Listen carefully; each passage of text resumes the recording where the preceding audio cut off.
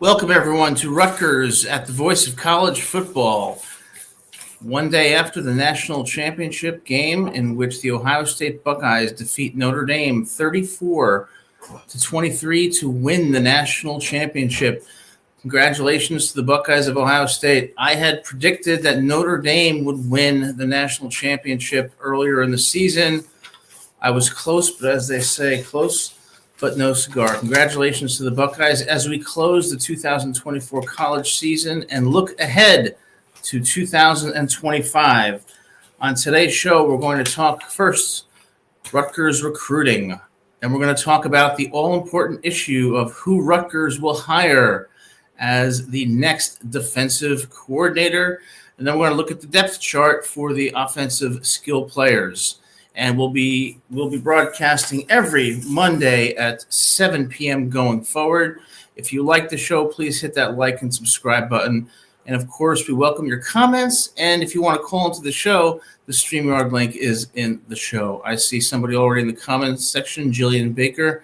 Hi, Jillian. Nice to see you. So let's talk Rutgers football on the recruiting aspect. So one of the things that I have emphasized over the past few months is that Rutgers needs to hit that transfer portal. They need size on the defensive line. They need more depth in the secondary. And Coach Greg Schiano has done precisely that. The top 10 rankings in the transfer portal have been released. And sure enough, Rutgers is ranked number 7 in the transfer portal. Hitting that transfer portal and getting some size on that defensive line to be relevant in what is going to be a very competitive Big Ten next year, and a schedule in the Big Ten that is going to be much tougher than this year. So let's look at the recruiting news. Like I said, top 10 in the transfer portal, number 7, adding size on that defensive line. Rutgers has also gotten 2 big edge rushers from the state of Pennsylvania, including Wydeek Collier, who was recruited heavily by the Nittany Lions of Penn State, a playoff team this year, and instead chose Rutgers over the Nittany Lions. Outstanding. Currently, Rutgers is ranked 28th nationally in recruiting, ahead of Clemson, playoff team Arizona State, and Clemson, of course, UCLA, and Illinois. So Rutgers is doing a great job so far, preparing for what's going to be a difficult 2025 season, getting some great players, and with a number 28 national ranking in recruiting and number 7 transfer portal class, it shows that Coach Schiano at the end of this season has started preparing well for what's going to be a very interesting and competitive 2025 season. But there is a very, very big issue here that we have to discuss because, as Rutgers Scarlet Knights fans know, defensive coordinator Joe Harismiak left Rutgers at the end of the 2024 season, leaving a hole on that coaching staff for their defensive coordinator. So who's going to be the next defensive coordinator for Rutgers? It's going to be a very, very important decision for the team, especially given the schedule they're going to face, which we'll talk about later, which includes trips to Columbus and home games against Oregon and Penn State. So what has Coach Schiano said about the hiring of a defensive coordinator? Well, he said all the right things. He said, number 1, there's not going to be any timeline. And I see Jackson Johnson in the comment section. Hey, Jackson, thanks so much.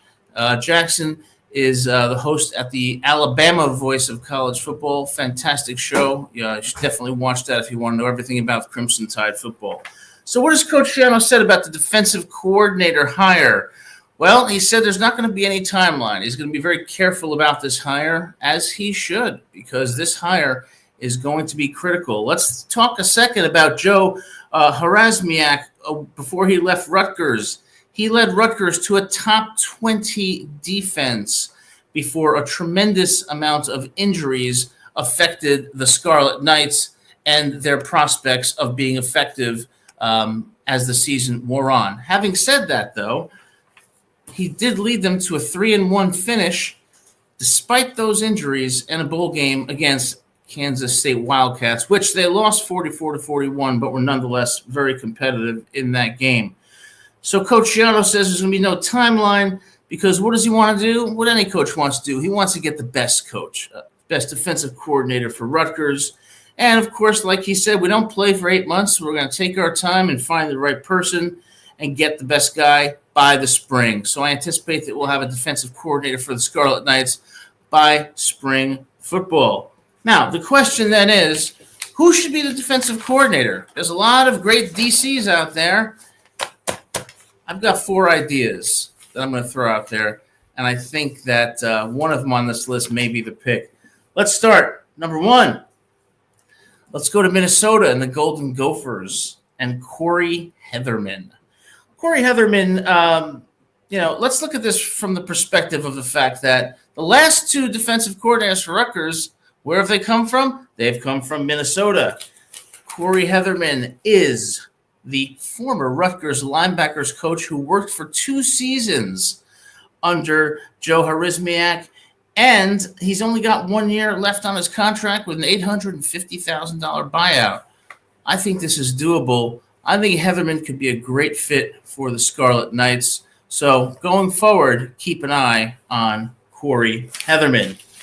Any other names that we should be looking at? Well, there's 3 others that I think are relevant here. Number 2, Tim Lakubu from the Carolina Panthers.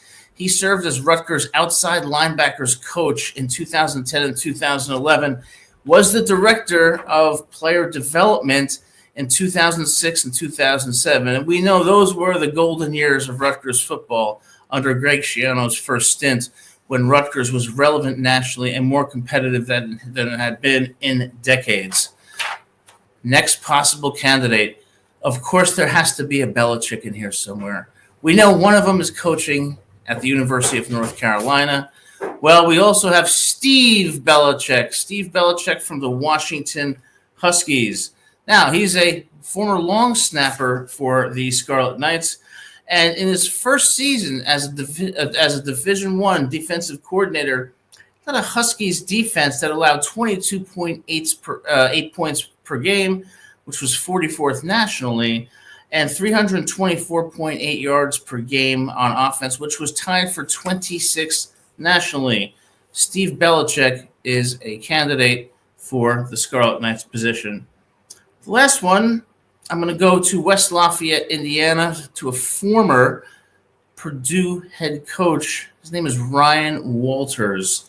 In 2022, Walters led an Illinois defense to be ranked 2nd nationally in scoring defense at 13.4 points per game, and 2nd nationally in takeaways at 2.5 takeaways per game, and 3rd in total defense, 277.4 yards per game, and 7th in 3rd down conversion rate at 29.4%.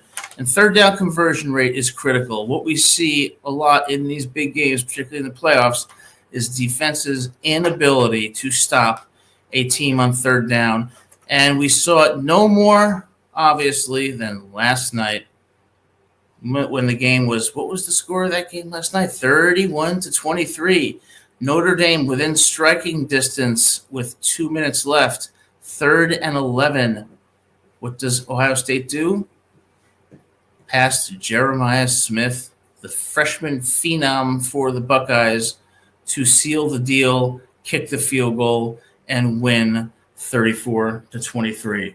So my 4 candidates are Corey Heatherman from Minnesota, Tim Lukabu from the Carolina Panthers, Steve Belichick from Washington. The name just sounds good, although I don't know if he'll be the pick, and Ryan Walters, the former Purdue head coach. I think it's going to be Corey Heatherman, and if he gets the job, I think he's going to do a fine job for the Scarlet Knights. Speaking of 2025, which we will go into in future shows, the depth chart. Who's going to be starting for the Scarlet Knights next year? Well, let's take a look on this show at the skill players on the offensive side. And on future shows, we're going to go into an in-depth analysis of each skill player, their performance in the 2024 season, and their prospects for success in 2025. So returning at quarterback, Once again, we go back to Minnesota. Ethan Kaliakmanis will return as the quarterback for a Rutgers team that was fairly prolific on offense this year. Times that they did not perform as well as they should have, including in that Nebraska game when they lost 14-7.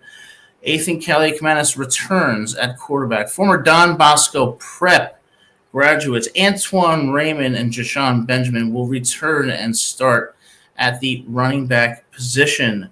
And at wide receiver, KJ Duff and Ian Strong are going to lead a unit that's going to be strong next year and looks to lead an offense for Rutgers that's going to score a lot of points and that could possibly average 30-plus points per game. Next week, we're going to talk about the interior offensive line, and we're going to talk about the projected depth chart for those on the defense, particularly in the secondary. So Rutgers has a lot of work to do in this offseason. Like we've just talked about, Rutgers has done a fantastic job so far. Now, it's still early, but so far, Rutgers has done a fantastic job in recruiting with the number 7 ranked portal class. Like I've said on previous shows, you got to hit that portal and get those people who went to Alabama, Ohio State, Michigan, Texas, but didn't start, but nonetheless are 4- and 5-star recruits. They've been able to do so to a significant degree, and that's why they're number 7 in the transfer portal.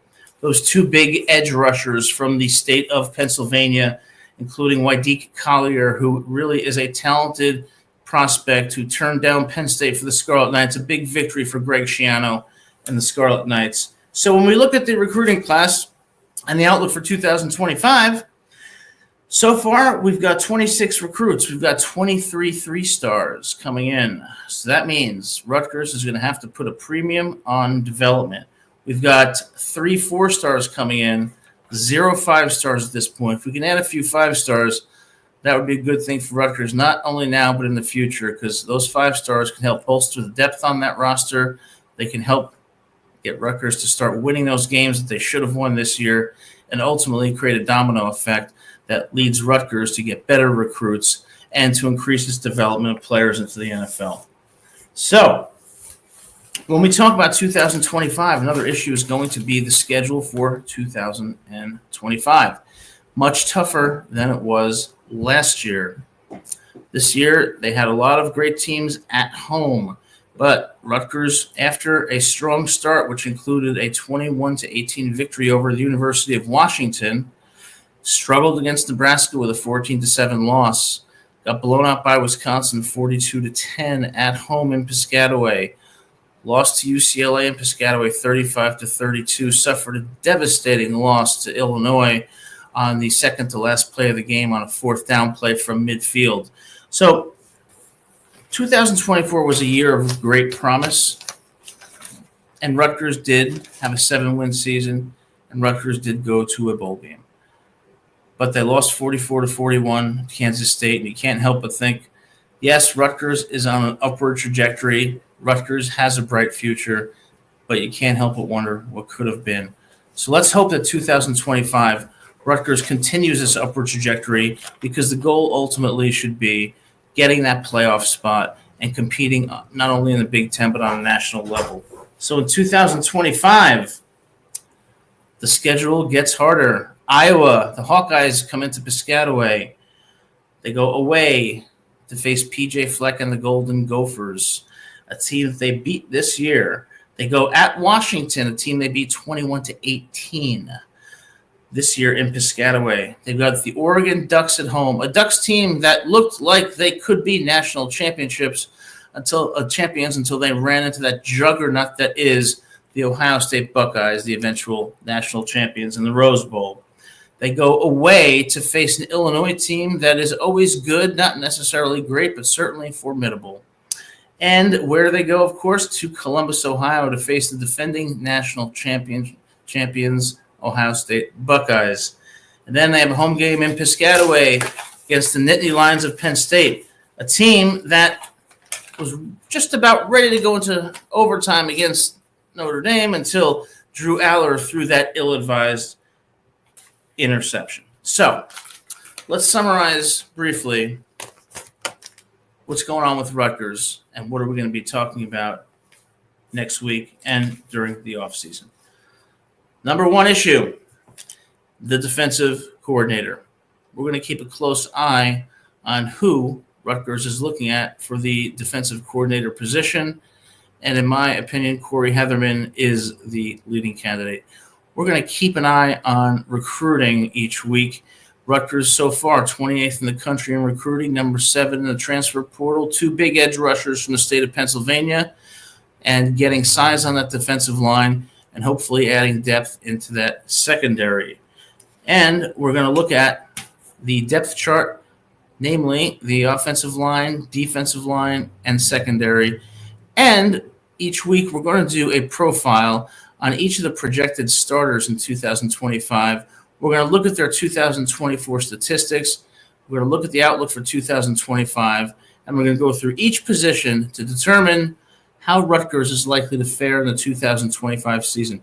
Could it be the year that Rutgers breaks through and contends for a Big Ten championship, or is it going to be more of the same where they end up in the Rate Bowl against Kansas State? Well, the outcome is uncertain, but the potential is certainly there. So for today's show, Corey Heatherman looks like, in my view, going to be the guy.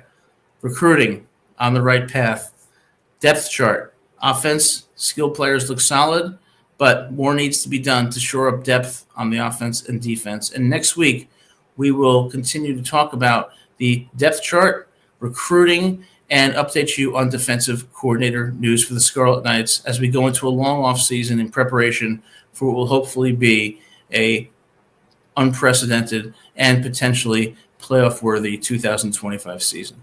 Thanks so much for being here, and we will see you next week.